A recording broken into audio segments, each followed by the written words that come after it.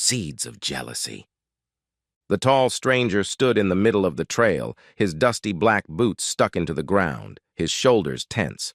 Hiding his colt, the stranger looked down at the ground, his eyes covered by the brim of his hat. His black hat matched the rest of his clothes. Black wool shirt, black gun belt, black denim pants, and black leather vest. In the midday sun, as the heat rose from the ground, the stranger seemed a wavering shadow. His horse bristled at the noise of two riders coming down the hill and approaching on the same trail.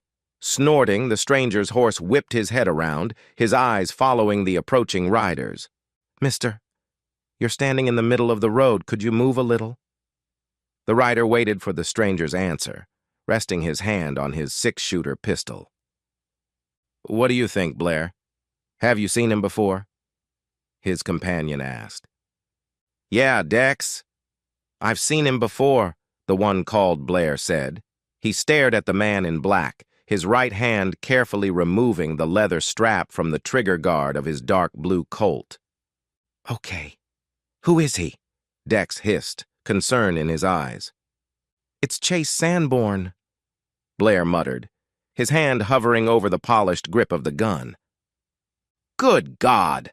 God had nothing to do with it," growled the man in black, his hat slowly lifting, revealing pale blue eyes devoid of any emotion or mercy. "What's the problem, Sanborn?"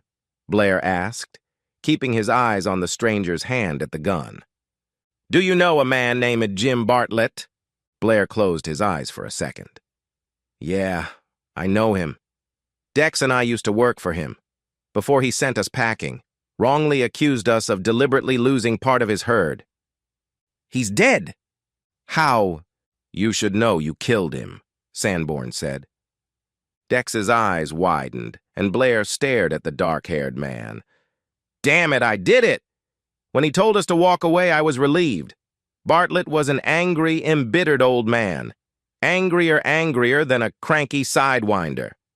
The man named Sanborn slipped his left hand under his vest, his right resting on the black steel strapped to his hip. Blair looked up, his hand reaching for his large dark blue Colt. Dex stared in horror as his partner spun around in the saddle, a red mist erupting from the center of his chest.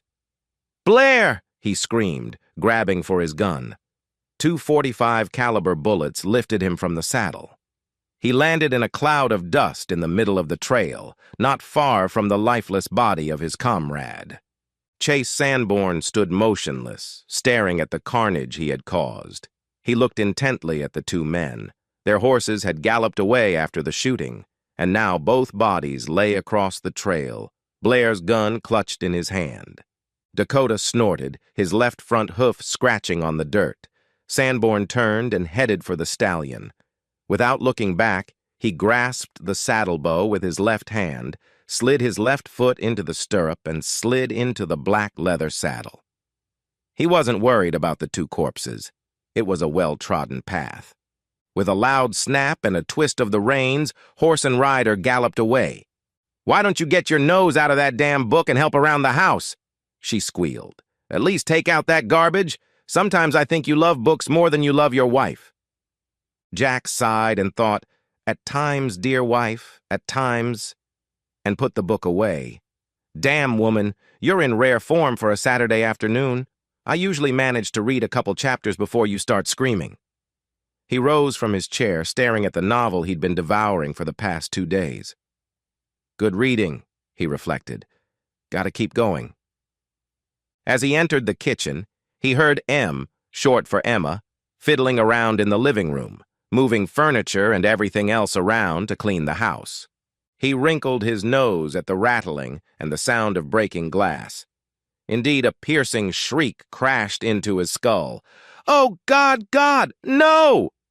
He knew better than to ask, than to give her another reason to point out how indifferent he was. "What's wrong, sweetheart?" "Oh, Jack, my crystal flamingo slipped off the table and fell to the floor.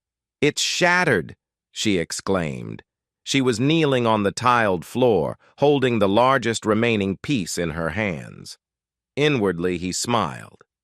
He hated that monster, but he knew it meant a lot to M. David Preston, her boss, had given it to her at the last corporate banquet. Thinking of Preston, Jack frowned. M's boss was a real hound for women. Jack knew Preston was always sniffing around M, always giving her gifts like this crystal flamingo. Trying to sound as sincere as possible, Jack tried to calm his distraught wife. "I'm so sorry, baby. I know how much you liked it. Wasn't it a gift from Preston? You know, the one from Santorini, Greece?" M nodded, keeping most of the shards in a kitchen towel. Sniffling through her nose, she said quietly, Yes, it was. But it wasn't the expense, it was the mood. Preston remembered how much I love flamingos. He's always good at it." "Good at it?" he asked a little too sternly. Emma turned and stared at her husband. "He's good at what you seem to lack. He always knows what I like," she grumbled. "Of course he always knows what you like, Emma. He's desperate to be in your sweet little arms." At that moment, Jack realized he was in a bad situation. "It's too late now."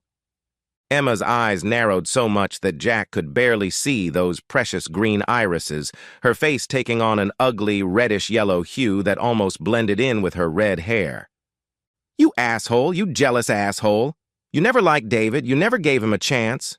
You always believe the worst about people and think he's always trying to seduce me. Well, I'll tell you something right now, Mr. Jackson. It's going to be a long time before you see those, as you say, pretty little panties again. A very long time. In fact, sleep in the guest room tonight." The rage that had long simmered inside him reared its ugly head, and Jack couldn't help but smile and laugh. He knew it would only add fuel to the fire of the furnace, known as Emma Marie Lee. I can't remember the last time I saw those panties you think so highly of. Stupid woman, you know. I'm thinking about the fact that we haven't made love in, 3 months?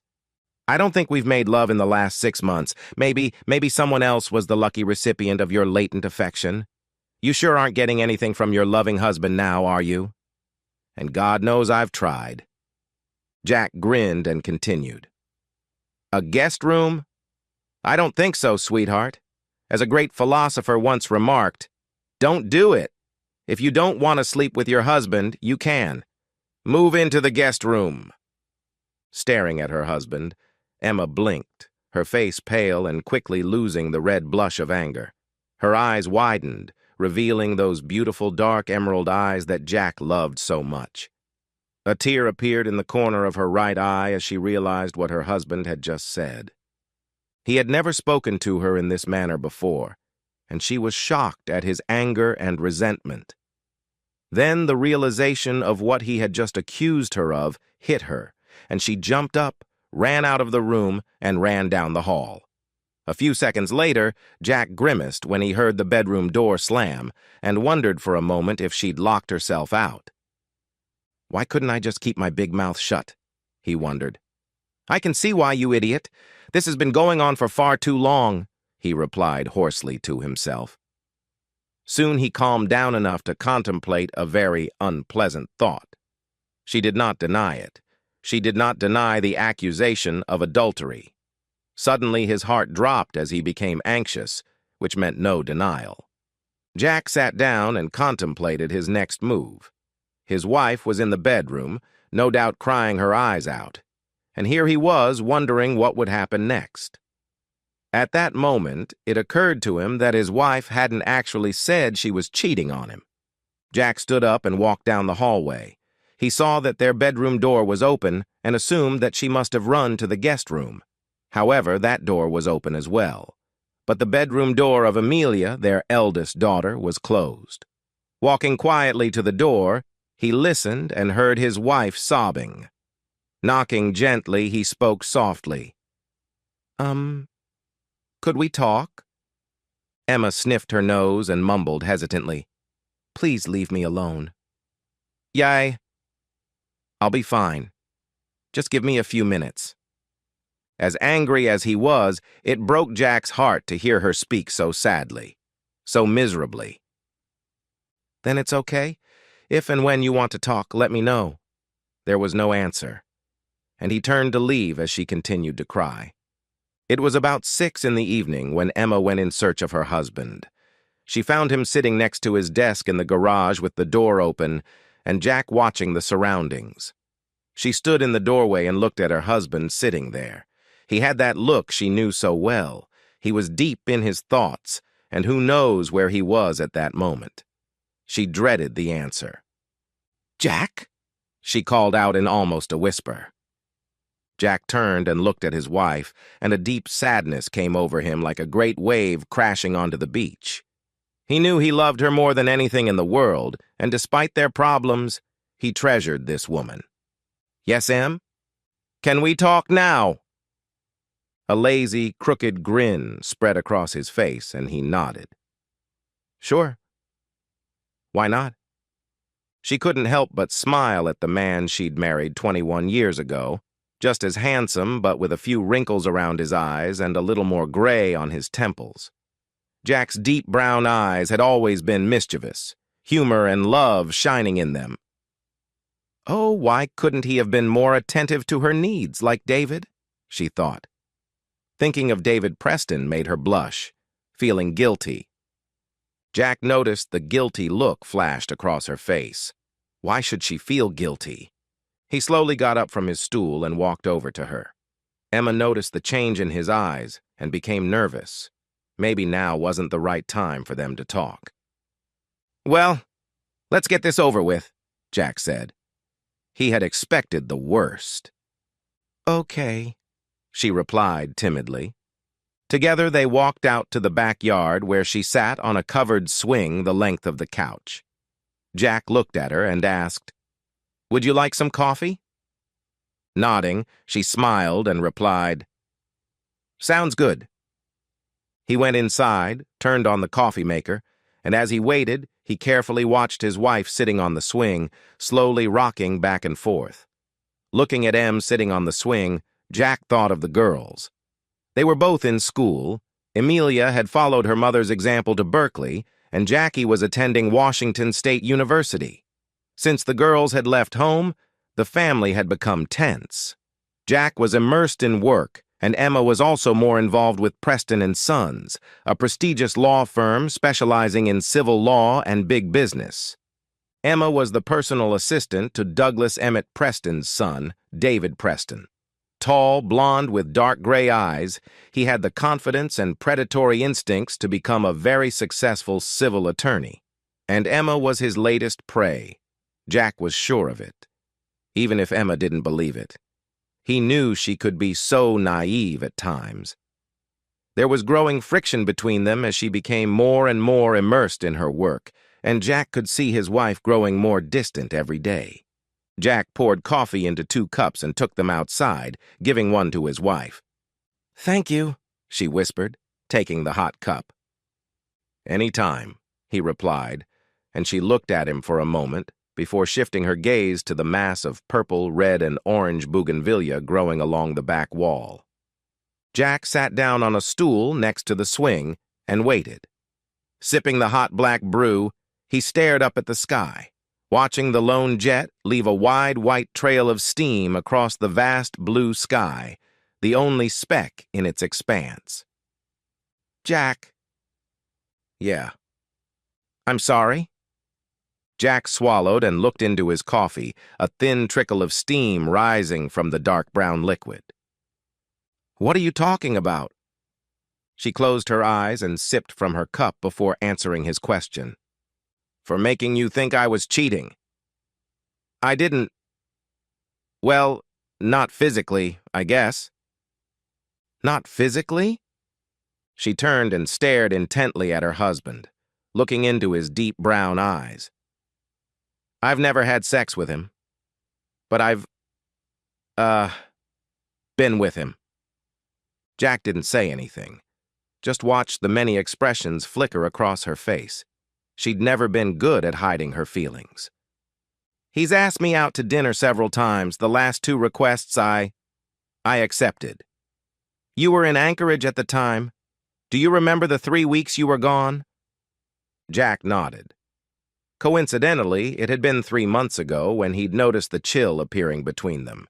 He'd been sent to Alaska to check out a possible oil spill and increased toxicity in the Gulf, as well as any environmental effects. He always called her every day he was away and could pinpoint the exact moment she spoke differently on the phone. She seemed agitated, a guilty note in her voice. "I remember. You sounded different on the phone, like something was bothering you." Yeah, I felt guilty after that first time. Last week, he asked me out again. I knew I shouldn't have accepted his invitation, but I said yes. But, you didn't feel guilty after the second dinner? Did you have a good time? Was he everything you thought he'd be? Was he better than your humble husband? Jack, stop it. Yes, I enjoyed the evening, and he was a gentleman the whole time. We were just talking. Talking? Emma paused and stared into her coffee cup. Yes, we were just talking. She knew the next question. About what? About everything. We talked about the law firm, about my future, about me and you. We talked about girls. What about you and me? He wanted to know how things were going between the two of us. David told me that the firm was thinking of promoting me to the position of executive manager of the firm, and he wanted to know how good our family life was. So? Emma turned away, looking up at the sky. I told him that you and I have some issues to work out. I told him... Told him what, Emma? I told David that I think you believe that your job, your career, is more important to you than your family. More important than me. I'll bet you 10-1, Emma. He suggested that I was probably having an affair, didn't he? At first, she was about to deny that Preston had said those exact words. But she nodded and said, Yes, he did say it. But please believe me, Jack. I never thought about it for a second. I know you'll never have an affair. You'll never cheat on me. He didn't say anything else. Anything else? I could hear the irritation in his voice. Emma closed her eyes for a moment before continuing. Yes. He asked me to accompany him on a business trip to Vancouver. You know what he wants, don't you, Emma? Jackson Lee, you always think the worst of people. He needs me to go with him to be his assistant during important negotiations. It's part of my new duties as executive manager. Her face flashed with anger. It was a common occurrence for Emma lately. Okay, Emma, I get it. You've had dinner with this man twice, and now he wants you to go with him. For how long? She looked down and quietly replied, 3 days. So what do you want from me, my blessing? I don't need your blessing, Jack, but I wanted you to realize that this is just business. I know I was wrong to agree to have dinner with him without telling you. That's why I'm telling you now. Jack just stared at Emma. She was very cocky, that was for sure. Well, it was time to finish her off. Okay, do it. Do whatever you want, Emma. Obviously, whatever I think means nothing to you. It doesn't... Let me finish. And yes, it's true. For the past 6 months, we've barely been a loving couple. I don't know why. Yes, I've been very busy with this latest project in Alaska. But before, you always understood me. Suddenly, everything changed, and not for the better. I found out you've been on 2 dates. Oh, you're apologizing for not telling me, but you obviously don't regret going out with that jerk. Oh, great. Here's the deal. You're going on your 3-day business trip. I think I might have a few dinners with a friend myself. Maybe even take a business trip back to Alaska. I think Marie would like to finally get some field experience. Emma stared at her husband. Marie? Yes, you remember Marie. She's that new environmental engineer we hired. You met her at the last picnic. Long blonde hair, blue eyes. Remember? Emma did remember. Marie was gorgeous and young. And she remembered how the girl kept talking and talking about how much she had learned from Jack. You can't be serious. You're only saying that to make me jealous. So, why would I do that? Obviously, I shouldn't be jealous of the asshole now, should I? No, of course not, she said a little too quickly.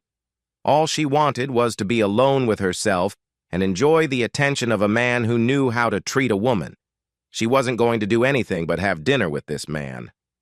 But here was Jack saying exactly what she was saying, and she could feel the seeds of jealousy sprouting inside.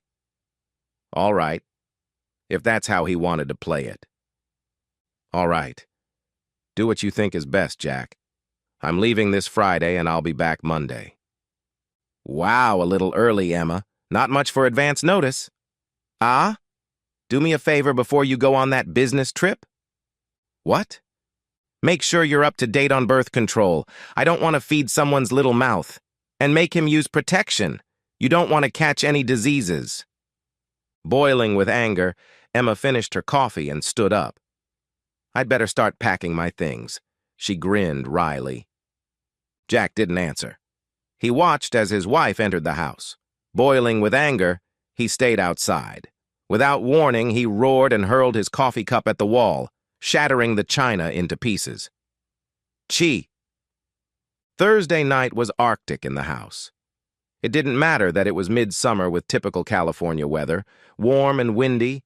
It was frosty between husband and wife. Jack and Emma hardly spoke to each other. She was angry at her husband, and Jack acted as if he didn't care, largely ignoring her and her feelings. Early Friday morning, Emma woke up and immediately realized she was alone. Usually, she always woke up first and made coffee, but this time Jack wasn't there. When she glimpsed his side of the bed, she noticed that his blanket had been pulled up and his pillow was gone. An icy fear pierced her as she realized Jack was awake in bed. "Jack, where are you?" she muttered, throwing back the covers and sliding off the mattress. Searching for her husband, she found his pillow on the bed in the guest room. There was clearly someone sleeping on the bed, but Jack wasn't in the room. She quickly went into the kitchen and found the coffee maker empty. "You didn't even bother to make coffee? Jack? Jack?" There was no reply, and she became worried. Back in the bedroom, she noticed a half sheet of paper leaning against their wedding picture on the dresser. She grabbed the sheet and saw that it was written in her husband's handwriting. "Emma, I'm sorry I won't be able to see you off. I hope you enjoy your time with David Preston. I'm sure he will take good care of you. Better than me, as you probably think. Well, I think you need that kind of attention. By the way, who besides David Preston has talked to you about this new position? Oh, and speaking of David, I have to admit, I almost confronted the asshole about inviting a very married woman, my married woman, to dinner without her husband's knowledge, but I decided he wasn't the problem. The problem was you. It was your decision to accept both invitations. It was your choice not to tell me. And now you've decided to go away with him for 3 days. All he did was wave a carrot around. You're the one who took the bait. I'm going away for a week, so I won't be home when you get back from your little interlude. I'll be in Valdez. Last-minute company request. Sorry for the short notice. If there's an emergency, call me on my cell phone. By the way, when I get back, we have to sit down and discuss who gets what, and what to tell the girls. Have fun with Preston and Jackson Nathan Lee." "Ooh, what an asshole!" she screamed, crumpling up the piece of paper and throwing it at the wall. "I'm just willing to bet he's taken Marie with him," she spat out. "Two can play at that." She stopped halfway through her sentence. "Sit down and see who gets what. What do I tell the girls?" She knew exactly what he meant. She flopped down on the bed and stared at the crumpled piece of paper. Tears flowed as she realized Jack was telling her it would be over if she went with Preston. Then she thought of Marie and her husband, and her eyes narrowed, and her eyebrows frowned. That's not going to happen, she thought. The airplane slowly approached the VA aviation terminal.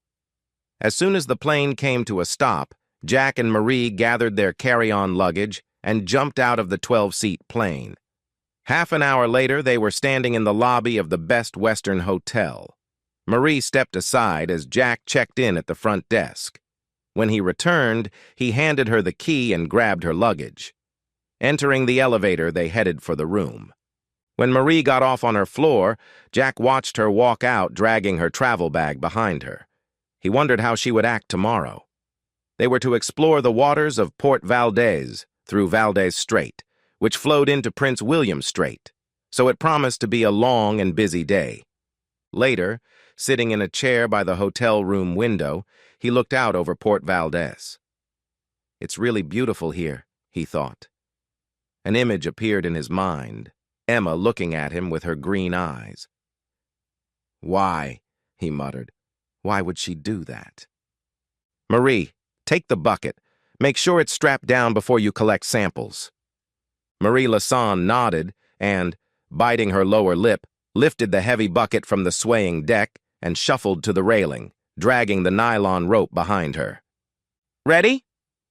She nodded, and Jack said, "Okay, go ahead." She tossed the clear plastic bucket overboard, hearing a splash as it hit the surface of the churning sea. The bucket immediately disappeared beneath the waves. She immediately grabbed the rope. With all her might, she was able to pull the bucket to the surface, but ran into trouble dragging the bucket along the hull. "Here, let me help you," Jack exclaimed, putting his arm around the diminutive woman and pulling on the rope. With his help, she was able to pull the bucket onto the deck. "Good job, Marie. By the way, never be afraid to ask for help, okay?" Nodding, she muttered, "Okay, Jack." A few hours later, they headed for port, getting dozens of water samples from the Prince William Strait and Narrows Strait areas, and finally Port Valdez. "How's it going?" Jack asked, watching Marie rubbing her hands through her thick coat. "I'm fine. A little cold, I guess." "Woman, I'm freezing too. I can only imagine how you're coping." Mari smiled, her face almost completely hidden under a thick hood lined with fur. She sat on the bench in the deckhouse while Jack steered the 55-foot boat into the bay.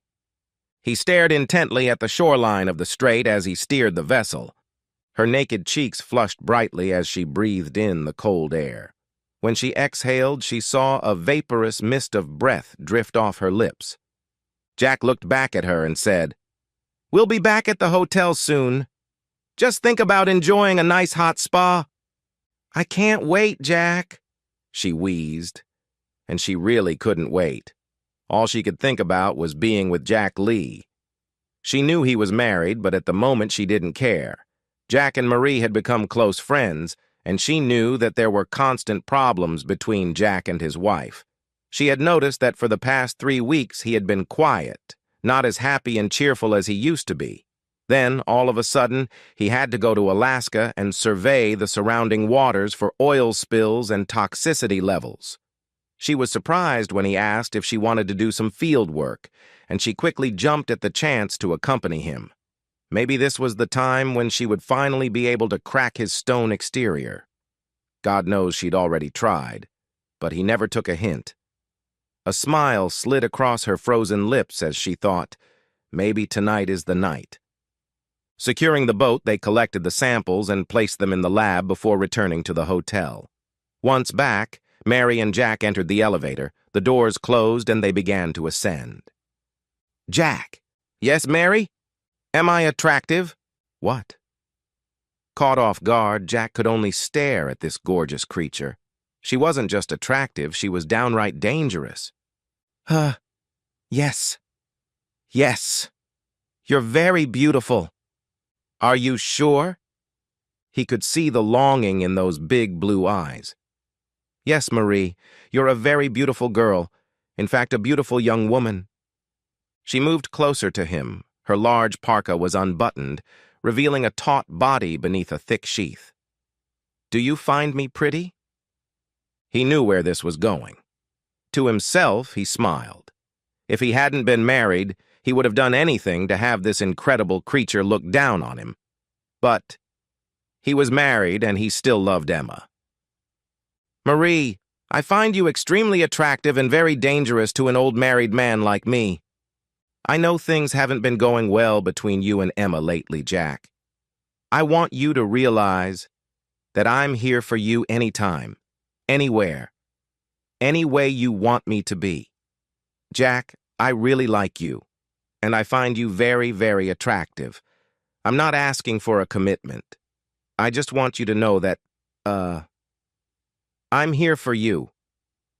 With those words, she walked over to him, stood on tiptoe, and kissed him gently on the lips. The elevator stopped, and the doors opened. Standing at the door, preventing the elevator from going up, she stared at him. She reached out and ran her fingers gently down his cheek, touching his 2-day stubble. After a couple seconds, she said, "You know my room number." She stepped out of the doorway and let the elevator close, her passionate blue eyes remaining on him as the doors closed. "Oh my God," he exhaled as the elevator continued to the next floor. Jack knew Marie liked him, but not to this extent. "I have at least 3 more days with this woman." At that, he couldn't escape the image of those well-built breasts straining against her red cotton cape as she unbuttoned her parka. Entering his room, he threw off the parka and pulled his wool-knit shirt over his head. "I should have seen this coming," he cursed. He walked into the bathroom and turned on the hot water. "I should have taken a cold shower instead of a hot one," he muttered as his little brain kicked in, harder than it had in a long time. Undressing, he checked the water and stepped into the shower. He started by shampooing and then soaped up the rest of his body. As he started stroking himself, he realized something was wrong. Another pair of hands grabbed him. How did she get in here? "Marie, I'm so sorry. I can't do this. I'm happily married to—" He stopped short, turning to face her. "Marie? I don't think so, Buster. You're mine and you'll always be mine, okay?" "Emma? How? Yeah. I thought you were in Vancouver with Preston." He stared at her naked figure standing in front of him, his eyes tracing the water that flowed over and around her stunning breasts. He looked into the green eyes that glistened off of him. "There are some things more important than business trips, more important than fraudulent promotions. You were right about David Preston. We'll talk about that later. I'm so sorry, Jackson Nathan Lee, my sweet husband. Can you ever forgive me for being such a stupid fool?" Since you have a good grasp of the, situation, yeah. I forgive you, if you can forgive me." She moaned, pressing her naked body against her husband. "It feels so good." "Forgive you for what, darling?" "For not thinking of us. Emma, you are the most important thing in my life, not work. I didn't make that clear. My stubbornness prevented me from showing the love I have for my family, for my wife. Please forgive me." She looked into the big brown eyes and saw love and care in them. After they toweled themselves dry and continued their renewed lovemaking on the bed, there was a faint knock on the door. Jack knew who it was, and obviously his wife knew too. Grabbing her robe, she strode to the door and looked through the peephole. Marie had showered and put on her most adorable braless outfit, wearing a bright red, tight-fitting, sleeveless pullover over a very short white skirt. She knew it was brave of her to go to his room, but the young girl had planned it all out and knew this was her big chance. She smiled as the door opened. However, her eyes widened in shock when a beautiful red-haired woman peeked out from behind the door. "Marie, it's so nice to see you. I'm so sorry, but Jack is not well at the moment, and will continue to be unavailable. Do you understand?" Marie couldn't say anything. She nodded and stared at the gorgeous red-haired woman with the piercing green eyes. Smiling, Emma closed the door. She closed her eyes and took a deep breath. She realized how close she was to losing the only man she had ever loved. After reading his note, she realized what she needed to do. First, she called David Abrams, Jack's boss, and quickly arranged a flight to Valdez, Alaska. Next, she called Douglas Emmett Preston and asked about the executive director position offered to her by his son, David. Mr. Preston knew nothing about it. When she explained to Mr. Preston what David had told her, he became apologetic. He told her that she was a very valuable asset to the firm and would not want to lose her. Nevertheless, she notified him of her decision to leave the firm. Mr. Preston said he understood and promised to write an enthusiastic recommendation for her. She then decided she would wait before telling her husband about leaving Preston & Sons. Emma turned and headed back to the bed, her husband lying there just as she had left him. He watched her approach, and a smile could be seen on his face as she pulled the robe off her shoulders, letting it fall to her feet on the floor. Looking into his eyes, she whispered, "I love you, husband." He looked lovingly into her eyes and said quietly, "Love you, wife." The end. Subscribe to my channel. Thank you. A father condoned his daughter's cheating. Aaron Carson is an account manager for Ajax Entry Systems, Inc. They sell electronic entry systems. Think back to when you're in hotels and you bring a key card to the lock instead of swiping a card. He is on the road every day and spends 1 or 2 nights a week out of town. His wife, Karen, is a stay-at-home mom. They have 2 small children, ages 2 and 4, named Jimmy and Joey. They have been married for 5 years and met in college. Aaron is a typical Irishman with black as tar hair, brown eyes, and keeps in pretty good shape. Karen is above average looking, has short blonde hair, blue eyes, and is of Eastern European descent. She keeps herself in relatively good shape, but is self-conscious about her stretch marks and her C-section scar. Aaron doesn't care and calls them battle scars when she gets too upset about them. Life is good at the Carson home, which is a suburban 2-story house with 4 bedrooms, 3 bathrooms, and a full basement. When Karen's father comes to visit from the East Coast, he uses the guest room and usually stays for a week. Karen's dad divorced her mom 5 years ago, and no one knows the whole story. Karen suspected her dad was cheating and wanted to leave, but her parents wouldn't talk about it and were quick to quash all inquiries. Aaron was returning home after one of his overnight stays on the road. At the last minute, he changed his plans and drove home instead of staying the night. It was only 8 o'clock, and he could have gotten home around 10. He pulled into his driveway as a man was pulling out of there. The man looked scared as he sped away. Aaron saw the man come out of his house. He shook his head and got angry. As he walked through the door, he calmed down and shouted, "Honey, I'm home!" Karen came down in her robe, fresh out of the shower, and said, "Hi, baby. I wasn't expecting you before tomorrow." She kissed him gently, and Aaron could smell the toothpaste on her lips. "Honey, who was that man who just left?" "What do you mean, Aaron? No one was here and Daddy's in the basement," she said without enthusiasm. "Well, someone was definitely here and leaving when I pulled up." Hearing Aaron come home, Karen's father, Jack, went upstairs. "Hi, Aaron. Good to see you, son." "Hey, Jack. Who was that guy who just left?" Jack got very nervous and looked at his daughter while she looked at him expectantly. "I didn't know anyone was here. I was in the basement all night watching a movie and drinking your scotch. So let me get this straight. You're both home, no one knows the man who left, and I find Karen fresh out of the shower. Can either of you convince me that Karen didn't have a man?" Now Aaron was starting to get angry. Is Karen really cheating on him? Does her father know about it? Jack said, "Aaron, she's not cheating on you, I swear." "How do you know that, Jack? You didn't know anyone was in here.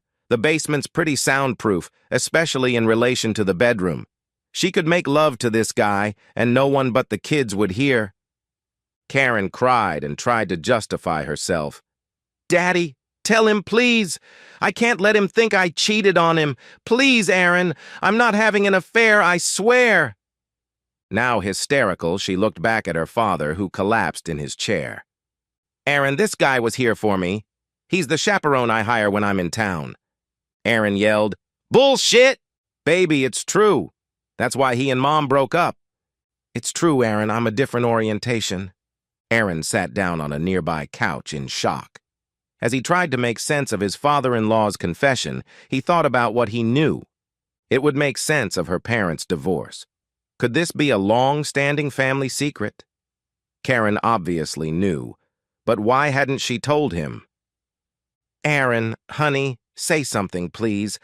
I would never cheat on you, you know that. Aaron looked at her and thought that he didn't really know that, but how could he prove it? He thought about the fresh shower. He thought about her hiding something from him, and then a light bulb flashed above his head. Okay, call him back. What? Jack and Karen said at the same time. Get him here, Aaron repeated. If he came to see Jack, Jack has his number. Call him.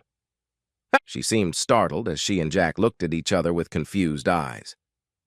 She's inviting him over for me, son. Aaron started laughing. Of course she is. Get him in here, right now, he said with an angry growl. What for, honey? What and how can it help? She asked through her tears. Aaron smiled without telling them his whole plan and said, I want him to corroborate your story. She relented and went to get her phone. By the time she got downstairs, she was already on the phone. Aaron, yeah, we need you to come back to confirm that you were here for my dad, not me. Aaron shook his head, realizing that if he was her lover, she had just prepared his answer. It didn't matter, though. It would be clear soon. He'll be here in 10 minutes. That's fast, Aaron replied. Does he live close? She looked at him with her red, puffy eyes and said, I don't know where he lives. Good. Karen looked awful, and Jack looked like someone had died. Aaron laughed inwardly as he walked to the basement bar to get a drink. He only saw one glass when he went behind the oak bar to get his scotch. He had a beautiful bar filled with many bottles of good scotch, his favorite. He saw that Jack had been drinking Glenfiddich for 15 years and poured himself one. He heard the doorbell ring and went back upstairs. Looking into the living room from the kitchen, he saw his wife talking to the attendant, but Jack was silent. Aaron entered the room and said, Hi, I'm Aaron. Sorry to drag you here, but I needed to know which of these two is your client. The attendant smirked and said, I'm Chris, and I was hired for Jack. Aaron smiled at his wife, looked back at Chris and asked, How much do you charge? Chris thought for a moment and said confidently, $400 for a house call. What's $400 for? Sex? Licking? All of it, Chris replied. Honey, are we okay now? Karen asked. Sure, baby, Aaron said, pulling out his wallet. Chris, how much does sex by itself cost? What? Karen shrieked. Do you want him to do it with you? No, honey, Aaron smirked. I want him to do it to your father, to make up for all the confusion and my lack of understanding. Chris stood silent, and Jack looked like a deer in headlights when Karen said, There's no need for that, love. It's all right. We'll just let Chris go his way, and you can come upstairs to me. Don't be silly, it's no problem. Here you go, Chris, $200. Chris was just stunned, and Jack was stuttering like an idiot. Here, I'll give you $300 if the missus and I can watch. I've never seen live sex that I haven't participated in myself. I'm not going to watch my father do it. You're being an ass.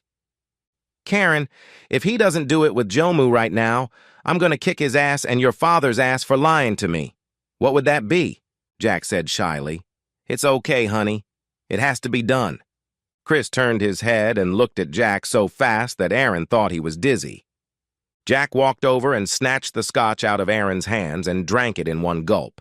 He looked at Chris and said, Do it. Chris knelt down, swallowed, and watched Jack unzip his zipper. At that moment, he lost his composure and fell over, still on his knees. You caught us. I made love to your wife, but it was only once. Karen screamed, No, as Aaron walked over to Chris, smiled, and kicked him hard in the crotch. Chris screamed in pain as he fell to the floor. Jack ran to the basement and slammed the door shut in fright at what was coming at him. After all, he had condoned his daughter's infidelity and was trying to take the blame. It was as if they had a premeditated plan in case they were caught, Aaron thought. Karen cried and pleaded, Aaron, it's a mistake. It was just sex. It's my weakness. It's over. Aaron looked at her with contempt and said, Pack your things and get out of here with your father now. I don't care where you go, but I want you gone. I'll think about what's going to happen to us." She left in tears, while Aaron noticed Chris sneaking towards the door. "Where are you going, asshole? I'm not done with you yet." Chris got a kick in the ass and ran to the door. He was able to jump out and get into his car before Aaron got to him. Aaron wasn't really trying to catch him. He didn't want to go to jail. Karen came down the stairs and Jack came up from the basement. She was crying and begging. "Aaron, please, let's put this behind us. I don't want our family to fall apart because of my stupidity." "You should have thought about family earlier, you dumbass," Aaron shouted. After they left, Aaron went downstairs and filled his glass with golden yellow goodness again. He looked at the text message he had gotten earlier that night and dialed the number. "Hey, Aaron, what's up? I got home too late, just as this guy was leaving when I got back. You didn't catch them red-handed?" "No, but I got him to confess." "What?" "Yeah, it's a long story, but you'll enjoy it. You'll be pleased to hear about my excellent acting skills. Thank you for the heads up, Carrie." "You're welcome. When I heard her talking to him and making plans, I should have let you know. You know I never liked that fool, and I hated her even more for taking you away from me. Well, you're the one who left me." "Yeah, I was too young and scared to get involved. It was my biggest mistake to run away from you. I never stopped loving you.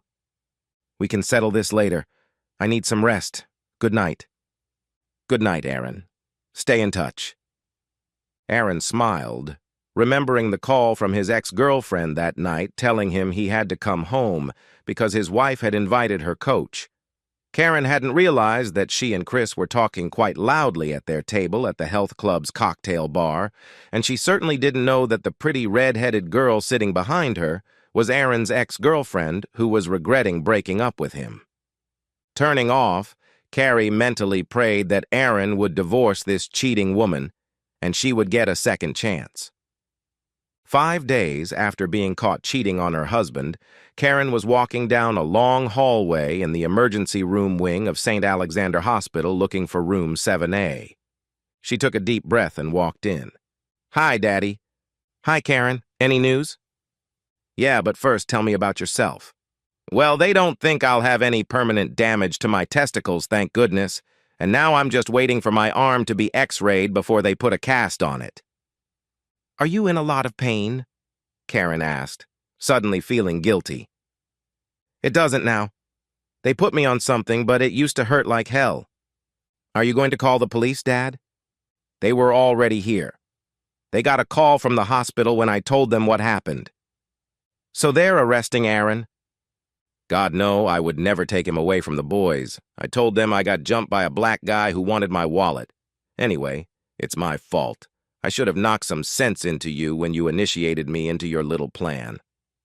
Thanks for not giving it away. I'm really sorry, Dad. I just bought your bullshit about not knowing what doesn't hurt." "I didn't say—" "Oh, shut up, Dad. It was bullshit. I just couldn't see it. I thought my plan was solid with you there as backup in case someone told Aaron about Chris coming and going. I thought I was so damn smart, but he's actually the one who's so damn smart. It was a good plan, but I shouldn't have agreed to it. I should have talked you out of it, and I regret it. Now we're paying the price. God, all I wanted was one time with this perfect specimen of a man, and it wasn't worth it." "So, what did Aaron say?" "He's going to let me come home later and talk to him. He's cooled off now, at least with me. I haven't been served with divorce papers yet, but I know he's met with an attorney. The lawyer probably didn't make him happy. The kids are small, and it's a lot of support and child support that he has to pay for a long time. All I can hope for is a chance. I can't lose him, Dad. I know it's stupid to say that after what I've done, but I just can't. I love him so much," she said, bursting into tears. Aaron walked over to the Starbucks and looked out the window. He saw his ex-girlfriend Carrie sitting there waiting for him. He walked in, ordered a coffee, and sat across from her. "Hi, Aaron," she said with a wide smile. "Hi, Carrie. How was the meeting with the lawyer?" "Hard. Even the fact that she made love to him in a house with kids doesn't matter. 50-50 split. I'm stuck with mortgage payments, child support, alimony for her. It's crazy. I don't know what I'm going to do. I'm not even sure if I want a divorce. I know I'm going to miss the kids a lot. What about revenge? I already told you your ship has sailed. I appreciate you helping me, but coming back to you after you broke my heart wouldn't have helped. I'm sorry, Aaron. I was hoping for one more chance, but I understand. Keep in mind, though, that I'm willing to take revenge unconditionally. We could even do it in front of her if you're going to stay with her. Laughing, Aaron said, I'll keep that in mind. This idea isn't hopeless. She smiled and asked, What's your plan now? I'll meet her later. Right now, she's in the hospital. It looks like her dad got kicked in the balls and thrown down some stairs. Jesus, what happened? He's the one who tried to give my wife an alibi for cheating on me. Oh my God, you put him in the hospital? Uh-huh. Is he gonna go to the police? I don't think so. I told him I'd bail him out eventually, and I'll do it again. I'm pretty sure he'll be smart enough. Dude, you're cold-blooded. Not really. I just want him to think twice before he decides to help her cheat again. You think she's capable of that? No. I don't trust her, but I don't think she'd do it again. One of her trusted friends got mad at her and told me everything she said. Apparently, she had a lust for him because he was so handsome, but he sucked in bed. Well, in a way, I can understand her. She had a great guy interested in her, so she took a huge risk to have a piece of the pie, and it turns out the wrapping doesn't make the gift any better. I can understand why she wouldn't take the risk again. Once burned, twice shamed, so to speak. I wish it were that easy. After I kicked her out and ended our conversation that night, I cried for an hour. I just lost my temper and broke down. I have fits of anger and confusion about how she could do that to me, but then I cry again thinking about losing my kids. It's too much for me, he said tearfully. It sucks, and you don't deserve it. You're a great guy, you have a great job, and you deserve a great family life. I'm really sorry you have to deal with this kind of filth. Look, I gotta get back to work, Aaron. Sounds like you know what you're gonna do. She patted his arm, got up and walked away. Aaron took one last sip of coffee and realized she was right. He did know what he was going to do. Would you like some wine or something? Aaron asked his wife. No, I want to keep a clear head. Okay. I don't need any excuses. I know all about why you did it. What I want to know is how I can trust you in the future and how you can prove you love me. She fell to her knees and laid her head in his lap, sobbing. You have to believe that I love you. You can trust me because I realize I was wrong and I'm sorry. My dad filled my head with all his garbage. Yeah, I knew from the beginning why my parents got divorced. They didn't want you or anyone else to know, so I kept it a secret. My dad was always cheating on her. She had no attraction since menopause and didn't know about his cheating until one day he got mad at her and told her himself that he was going to go after a woman who worked. That was the end of it for her. I don't care about that. I know, but that's what planted the seed. He got away with it for years and I wanted it once. Based on the fact that he wasn't caught until he confessed, I figured I could do it once with no problem. Chris was so good with himself. That's enough. I told you I don't care about your excuses. No, I want to explain why you can trust me. Okay, go ahead, he said with dignity. I did it, and it sucked. It was awful. I realized I cheated on you for nothing. You certainly didn't do anything to justify my cheating. I know it's narcissism. I know it's on me, but I will never risk losing you again. Not until the next great coach shows interest. No, please, I love you. I know it will take time for you to believe that and for you to trust me. But I will spend every day making it up to you if you let me. My problem, Karen, is that I still love you, but I'm angry.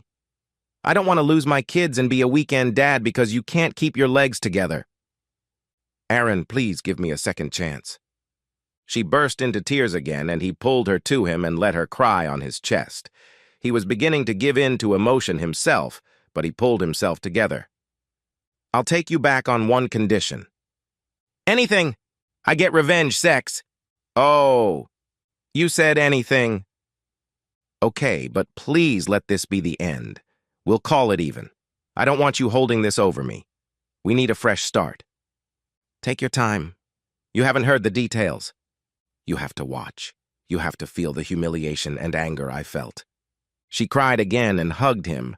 She whispered, "Okay. All right, come back. The kids miss you." "Karen, can you ask your mom to pick up the kids tomorrow night?" Karen was dreading it. "Okay. Are we going out?" She knew she wasn't. It had been almost a month since she'd been back, and he was still cold to her. "No. Carrie's coming over tomorrow, and I'm gonna have sex." "Who's Carrie?" "You dated her once a few years ago. She dumped me earlier, right before we met." "Oh," Karen said sadly. That was the worst-case scenario for her. Now she had to worry that he was rekindling an old romance. That woman had broken his heart, and Karen had put the pieces back together, but it had taken a long time. "All right, I'll take them to my mom's." "Okay, I'll let Carrie know to be here at 8:00. Carrie rang the doorbell, and Aaron got Karen to open it. Karen didn't respond to Carrie's bright and cheerful greeting. "This is going to be fun," Carrie told her as she closed the door. Aaron walked into the living room and gave Carrie a welcoming hug. "Hi, how are you doing?" Carrie asked. "Good. A little nervous, to be honest." "Don't be nervous. I'm going to take advantage of the gift you're giving me tonight, and I intend to turn your world upside down." "Well, okay then. Would you like something to drink?" "White wine?" "You bet." "Karen?" "Yes, please," she said quietly. They were sitting in the living room sipping drinks when Karen broke the silence. "Please, can we get this over with already?" Carrie raised her eyebrows and looked at Aaron. Aaron smiled and said, "Okay, let's go upstairs." As Aaron led the women upstairs, Karen cried quietly. She had been dreading this day, and the realization that it would finally happen hurt her deeply. She now fully understood the pain she had caused her husband with her infidelity. Aaron pointed to a chair for Karen to sit down. As soon as she did, he began kissing Carrie. The familiar lips came back to him, and he remembered how much she enjoyed kissing. They undressed, kissing passionately.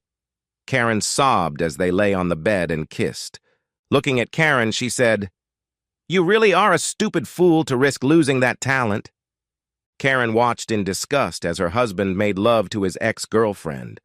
Karen cried when she saw Aaron's face, a face that should have belonged only to her. "Aaron, please tell me it was just one time and it's over. Please tell me I didn't lose you to her," Karen cried quietly. He smiled and said, "It's over. We are even. I have no desire to continue bullying you." She hugged him and cried on his chest. She looked at him, then at Carrie, who was watching them lying on her stomach with a smirk on her face.